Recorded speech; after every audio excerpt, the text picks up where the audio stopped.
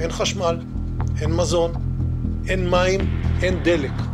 הכל סגור. The International Criminal Court has issued arrest warrants for Israel's Prime Minister Benjamin Netanyahu and former Defense Minister Yoav Gallant. They're accused of war crimes and crimes against humanity in Gaza. Depuis le 21 novembre 2024, les deux dirigeants israéliens sont poursuivis par la Cour pénale internationale pour plusieurs crimes, dont celui d'utiliser la famine comme méthode de guerre.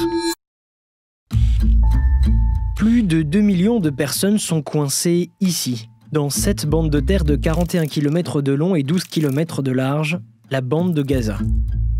Depuis les attaques du 7 octobre 2023, l'armée israélienne a soumis l'enclave à un siège total et opère dans une grande partie du territoire. Les entrées et sorties de Gaza sont donc régulées par Israël et ne peuvent s'effectuer que via ces points de passage.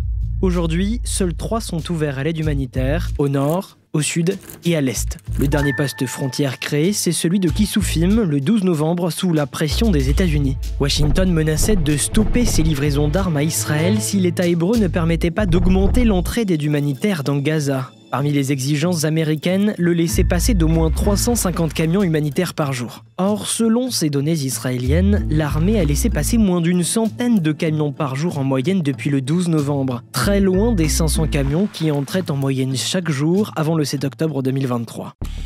Si peu de camions entrent dans Gaza, c'est pour plusieurs raisons.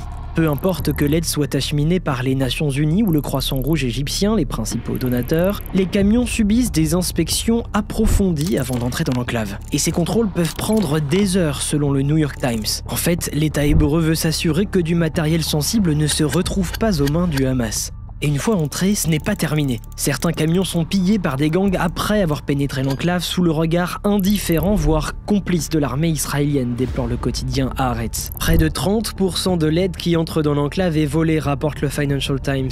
À cause de ces pillages, l'Agence des Nations Unies pour les réfugiés palestiniens a suspendu le 1er décembre sa livraison d'aide via Karem Shalom. Depuis le 7 mai 2024, l'acheminement de l'aide humanitaire est à la baisse. En cause, la fermeture du principal point de passage, Rafah, par Israël, qui mène alors une offensive dans la zone. C'est un coup fatal pour l'acheminement de l'aide humanitaire.